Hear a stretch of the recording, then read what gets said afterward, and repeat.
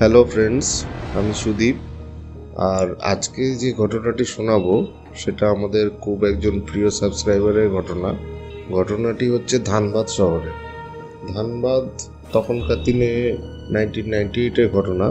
আর ওই সাবস্ক্রাইবারের নাম হচ্ছে সুব্রত। উনি বালিগঞ্জে থাকেন, কলকাতায়। তো কী সূত্রে ধানবাদ গেছিলেন বা কেন কীভাবে এই ঘটনাটা ঘটেছে সেটাই এবার বলবো। সালটি হচ্ছে 1998। তখন ওনার বয়সও কম ছিল। কলেজে বা এরকম ধরনের কোনো একটা জায়গার বন্ধুর সঙ্গে উনি ধানবাদ যান। সে বন্ধুর বাড়িও ওখানেই। এবার সেই বন্ধু কোনো একটা দোকানের ওপেনিং ছিল ওদের। দোকানটা ধানবাদ শহরের মধ্যেই, কিন্তু ওদের বাড়ি হচ্ছে ধানবাদের আউটস্কার্টসে, মানে একটু গ্রামের দিকে। তো ধানবাদ তখন এতটা ডেভেলপ ছিল না, তখন অনেক জায়গায় ইলেকট্রিসিটি ছিল না। তো ওদের যে জায়গাটার বাড়ি সেটা জঙ্গলের পাশে, সেখানে ইলেকট্রিসিটি ছিলই না। তো সেটাও একটা নতুন অভিজ্ঞতা সুব্রতবাবুর পক্ষে। এবার উনি সেখানে গেছেন সেই জিনিস উপভোগ করতে। এবার কোন সময় কোন সিজনে গেছেন সেটা আমাকে এখানে লেখেননি উনি, কিন্তু যাই হোক সেটা গেছেন। যাওয়ার পরে ঘটনাটাতে আসি। ওপেনিং টোপেনিং এর জন্য দোকান টোকান হয়েছে, দোকান সাজানো হয়েছে, সব কিছুই হয়েছে। উনি ওনার বন্ধুর সঙ্গে সেই রাতটা ওনার বন্ধুর বাড়িতেই থাকবেন, এরকমই ঠিক হয়েছে। তো বন্ধুর সঙ্গে উনি ওই গ্রামে এসছেন। গ্রামের শেষ যে প্রান্ত সেখানে বাড়ি, তারপরে থেকে জঙ্গল শুরু হচ্ছে। তখনকার দিনে বিহার বা ঝাড়খণ্ড যাই বলেন, এখনকার ঝাড়খণ্ড হয়েছে। তো তখন ওখানে ভীষণ জঙ্গল, মানে জঙ্গল এরিয়া থাকতো। জঙ্গলে ছোটোখাটো চিতাবাঘ বা নেকড়ে ফেকড়ে এগুলোও থাকতো। এগুলো একটা কমন ব্যাপার ছিল। মানে এত ওয়াইল্ড লাইফ স্যাংচুয়ারি তখন ছিল না। তখন ওইভাবেই মানুষও বাস করতো, তার সঙ্গে বন্য প্রাণীরাও বাস করতো। তো এবার ঘটনায় আসি। তো রাত্রেবেলা যখন বাড়িতে আসে খাওয়া দাওয়ার পরে এদের যে ঘরটি ছিল, যে ঘরটিতে আমাদের সাবস্ক্রাইবার বন্ধু ছিলেন, সেই ঘরটি একদম মানে জঙ্গলের দিকের ঘর। ওখানে ওয়েদারও ভালো, ঠান্ডা হাওয়া আসতো, সবই ঠিক আছে। তো ওরা তাড়াতাড়ি খেয়ে দিয়ে শুয়ে পড়তো। তো 4:30-8টার সময় খাওয়া দাওয়া করে ওনারা শুয়ে পড়ে, মানে বাড়ির লোকেরা কিন্তু বাড়ির অন্য দিকটায় থাকছে। একই বাড়ি, মানে এরাও থাকছে জঙ্গলের দিকটায়, আর ডান দিকে যেদিকে রাস্তার দিক আছে বা গ্রামের দিক আছে সেই দিকটায় ওর বাবা মা বা ফ্যামিলির লোকেরা থাকে। এবারে যেই বাড়িতে থাকছিল, সম্ভবত এখানে উনি স্পষ্ট করে বলেননি, আমার যতদূর মনে হলো যে ওনার যে বন্ধু ছিল, যে বন্ধুর বাড়ি, তার সঙ্গে আরও একটা ওই বয়সী কোনো ছেলে ছিল। তো এবার শোয়ার ব্যবস্থা হচ্ছে যেখানে শোবেন ওনারা, মানে ওনারা বলতে ওই সুব্রতবাবু যেখানে শোবেন, সেই সুব্রতবাবুর শোয়ার জায়গায় থেকে পাশে একটি জানলা আছে, জানলাটি খুললে জঙ্গল। তো খাওয়া দাওয়ার পরে যখন ওনারা শোয়, তখন মানে উনি শোয় যখন, মানে শোয়ার জন্য রেডি হয়, তখন ওই বাড়ির কেউ একজন এসে জানলাটি বন্ধ করে দেয় এবং বলে যায় যে জানলাটি যেন বন্ধ থাকে, রাত্রিবেলা যেন না খুলে। তারপরে রাত্রির তখন হয়তো 9টা হবে। তো সুব্রতবাবু যেহেতু কলকাতার লোক, তো ওই টাইমে ঘুম আসছে না, উনি বসে রয়েছে। তো বসে এবারে হয়তো বই টই পড়ছিল বা কিছু, মানে হ্যাজাগের আলোয়। তো হঠাৎ করে দরজার বাইরে, মানে জানলাটির বাইরে একটি ঠক ঠক করে আওয়াজ হয়। ঠক ঠক করে আওয়াজ হওয়াতে উনি চমকে উঠে উনি ওনার বন্ধুকে ডাক দেয়। বন্ধু ছিল পাশের ঘরে, এবং ওই ছেলেটি যার সম্বন্ধে উনি আর কিছু লেখেননি, সেই ছেলেটিও ছিল পাশের ঘরে। সে হয়তো বন্ধুর দাদাও হতে পারে, আমি জানি না সেটা। তো সেই দুজন আসার পরে বলে যে এরকম এই জানলাটির বাইরে মনে হচ্ছে জানলায় কেউ ঠোকা মারছে। তখন ওরা বলে যে দেখ, এইটা গ্রাম্য জায়গা, জঙ্গল, এখানে তুই এইসব যদি কোনো আওয়াজ হয় তুই কিন্তু জানলা একদম খুলবি না, রাতে যা হয় হোক তুই জানলা খুলবি না, বলে ওরা চলে যায়। কিন্তু সুব্রতবাবু তো অপেক্ষা করতে থাকে যে কিসের আওয়াজ। তো উনি অপেক্ষা কিছুক্ষণ করার পরে দেখে আওয়াজ হয়নি।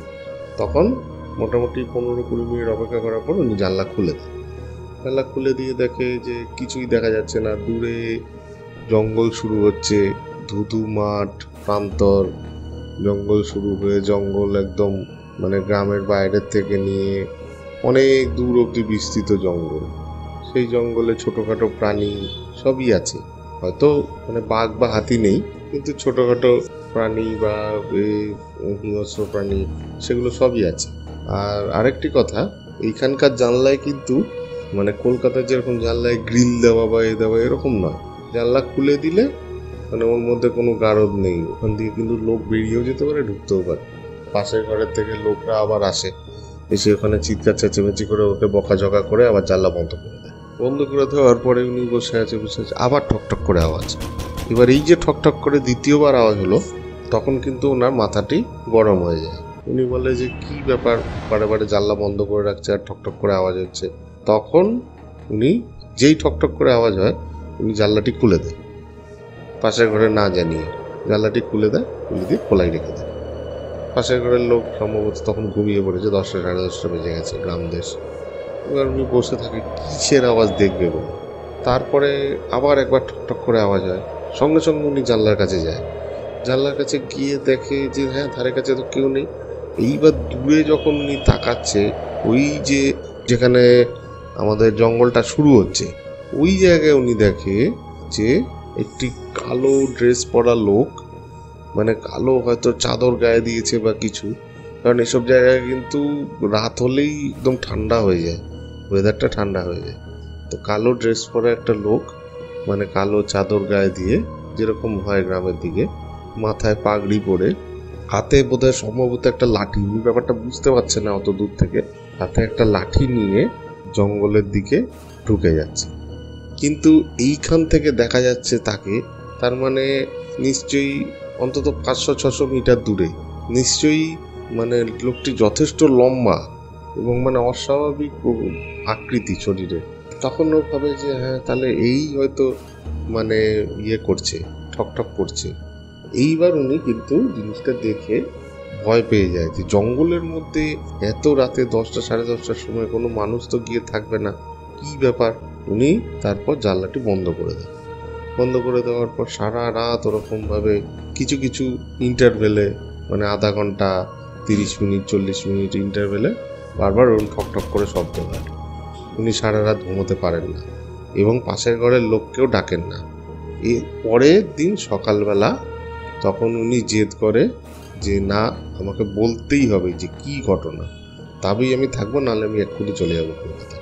বাধ্য হয়ে ওনার যে বন্ধু ওনাকে নিয়ে এসেছিল, সেই বন্ধু এবং তার দাদা বা যেই হোক, সেই যে সমবয়সী যে আরেকজন ছেলে ছিল, দুজনে মিলে ঘটনাটি শোনায়। ঘটনাটি এরকম যে ওদের ওখানে একজন পাগলা গোছে পাহারাদার ছিল। সে রাত্রিবেলা ওরকম জঙ্গলের ধারে ঘুরে বেড়াতো এবং গাছে বা কোথাও ওরকম লাঠি দিয়ে ঠক ঠক করে মারতো, মেরে পাহারা দিত। জঙ্গলের দিকে ঘুরতো, গ্রামের দিকে ঘুরতো, তো এরকমভাবেই চলতো। তারপরে হঠাৎ করে একদিন ওনার মৃতদেহ পাওয়া যায় জঙ্গলে। মৃতদেহ একদম জঙ্গলের পাশেই পড়েছিল। এবার পুলিশ আসে, তদন্ত হয়। এবার একটা আনক্লেম বডির যেরকম তদন্ত হয়, ওনার তো কেউ ছিল না, ওই পাহারাদারের ক্লেম করার কেউ ছিল না বডিটাকে। পুলিশও সেরকমভাবে কোনো তদন্ত করে না, ওই আনন্যাচারাল ডেথের একটা কেস দিয়ে ওটাকে বন্ধ করে দেয়। কীভাবে মারা গেছে, কি হয়েছে না হয়েছে সেটা কিন্তু পুলিশ আর তদন্ত করে না। কিন্তু গ্রামের লোকেদের এটা কিন্তু একটা, ওরা জানতো, মানে গ্রামের যারা পুরনো লোক তারা জানতো যে ওই জঙ্গলে কোনো অপদেবতার ব্যাপার আছে। ওই জঙ্গলে একা রাতে কেউ রাত কাটাতে পারতো না, এবং ওই জঙ্গলে যেই রাত কাটিয়েছে সেই কিন্তু মরেছে। ওই পাহারাদারকে 1000বার বলা হতো তুমি জঙ্গলে যাবে না, গ্রামের দিকে থাকবে, ও কিন্তু সেই জঙ্গলের ওদিকেই টহল দিত। মারা যাওয়ার পর থেকেই এদের বাড়ি, এই যে আমাদের সুব্রতবাবুর বন্ধুর বাড়ি এবং আশেপাশে কয়েকটা বাড়িতে যেগুলো জঙ্গলের বর্ডারের দিকে আছে, সেখানে ওই যে লোক তার আত্মা এসে জানলার মধ্যে লাঠি দিয়ে পিটিয়ে জানান দেয় যে সে পাহারা দিচ্ছে, কোনো অপদেবতা বা কিছু আসতে পারবে না। এইটাই হচ্ছে ঘটনা। এবার এই ঘটনা শোনার পরে তার বন্ধু আরেকটি কথা বলে, যে কথা শুনে সুব্রতবাবু একদম পায়ের থেকে মাথা অবধি চুল খাড়া হয়ে যায়। সে কথাটি হচ্ছে, ওই লোককে যে যে দেখেছে কেউ বাঁচেনি, এর জন্যই এরা জানলাটি বন্ধ করে রাখে এবং বারবার একে এসে বলে যাচ্ছিল তুই জানলা খুলবি না, তুই জানলা খুলবি না। তো যাই হোক, সুব্রতবাবু বন্ধুরা কেন সুব্রতবাবুর ঘরে থাকলো না এত এইরকম একটা পরিবেশে, সেটা বোঝা গেল না। হয়তো বা তারা ঘরটিতে থাকা সেফ মনে করেনি। তো সুব্রতবাবুর তো সেই শুনে তো হলো। এবার উনি যেটা করলো, উনি পরের দিনও থাকার প্ল্যান ছিল, কিন্তু আর উনি ওখানে রাত কাটাবে না বলে সেদিন সকালেই উনি মালপত্র নিয়ে একেবারে দোকানে গেল। দোকানের উদ্বোধন অনুষ্ঠান হলো, ওখান থেকেই উনি পত্রপাঠ কলকাতায় বিদায় নিলেন। তখনও কিন্তু ওনার মনে ওই জিনিসটা আছে যে যে যে ওই লোককে দেখেছে সেই কিন্তু মারা গেছে। তার মানে উনিও তো লোককে দেখেছে, উনিও তো সেই জিনিসটাই দেখেছে, জানলা খুলে দেখেছে। উনি তারপর কলকাতায় চলে আসে।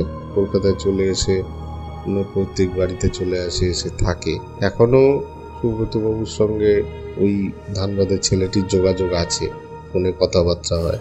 তো এখনও ওই ঘটনাটির ব্যাপারে বললে ওরা সবাই খুব হয়। কিন্তু সুব্রতবাবু এখনও সুস্থ শরীরেই আছেন, সুস্থ শরীরেই থাকুন, ওনার কিছুই হয়নি। হয়তো সেই অপদেবতার প্রকোপ ওই গ্রাম অবধিই ছিল, গ্রামের মধ্যে যে দেখে তারপরে থাকবে সে হয়তো মারা যাবে। হয়তো বা সুব্রতবাবু ওখানে থাকলে কি হতো বলতে পারছি না, কিন্তু উনি বুদ্ধিমানের কাজ করেছে, পরের দিনই উনি চলে এসছে, যার জন্য উনি প্রাণে বেঁচে গেছে। তো ঘটনাটি এই অবধি। চ্যানেলটি শুনতে থাকবেন এবং সাবস্ক্রাইব করতে থাকবেন। নমস্কার।